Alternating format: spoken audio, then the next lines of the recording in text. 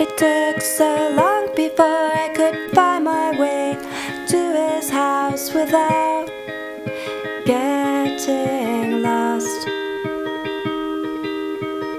He lived at Field End, I knew that we were too alike for me to fall for him, and then I fell.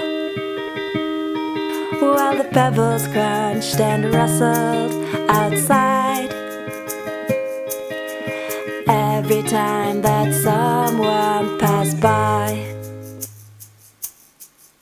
We never met in the daytime, but in the summer the nights are light.